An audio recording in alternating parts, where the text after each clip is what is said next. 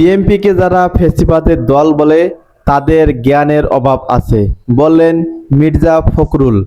বিএনপিকে যারা ফ্যাসিবাদের দল বলেন তাদের জ্ঞানের অভাব আছে বলে মন্তব্য করেছেন দলটির মহাসচিব মির্জা ফখরুল ইসলাম আলমগীর। আজ সোমবার সকালে রংপুর নগরের কেন্দ্রীয় বাস টার্মিনাল এলাকায় বিআরডিবির বিভাগীয় কার্যালয়ের উদ্বোধন শেষে সাংবাদিকদের প্রশ্নের জবাবে স্থানীয় সরকার, পল্লী উন্নয়ন ও সমবায় মন্ত্রী এ মন্তব্য করেন। জামায়াতে ইসলামীর আমিরের বক্তব্য প্রসঙ্গে মির্জা ফখরুল বলেন, তাদের দলের গণতন্ত্র পরে দেখা উচিত। জামাত গণতান্ত্রিক দল কিনা সে বিষয়ে তারাই বিচার করবেন। বিএনপি একটি উদারপন্থী গণতান্ত্রিক দল।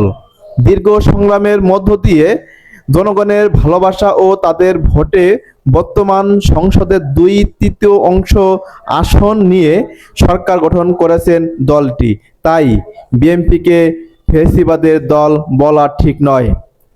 মির্জা ফখরুল ইসলাম আলমগীরের ভাষ্য, একবার নয়, বিএনপি 5 বার রাষ্ট্র পরিচালনার দায়িত্বে এসেছে।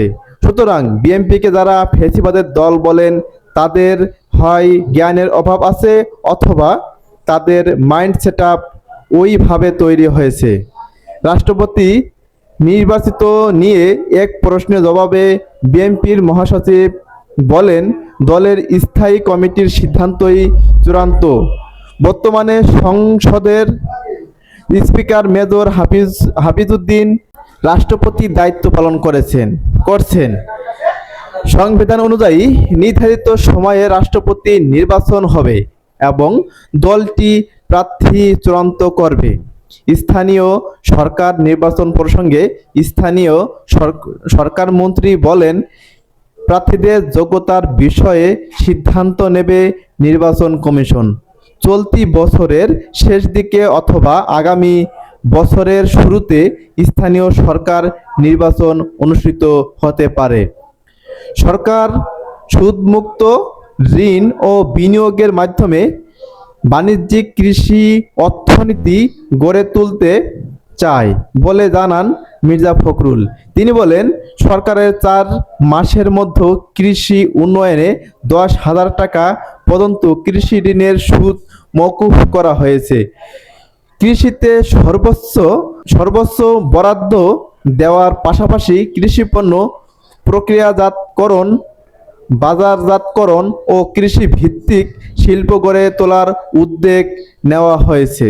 পরে রংপুর টাউন হল মাঠে পল্লী মেলার উদ্বোধন করেন মন্ত্রী। সেখানে উপকারভোগীদের মধ্যে বিভিন্ন গাছের চারা ও ঋণের চেক বিতরণ করা হয়।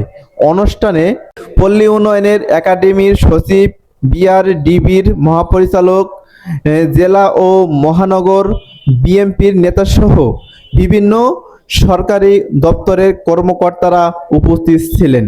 অসংখ্য ধন্যবাদ ভিডিওটি সম্পূর্ণ দেখার জন্য। পরবর্তী ভিডিও দেখার আমন্ত্রণ রইল। আল্লাহ হাফেজ।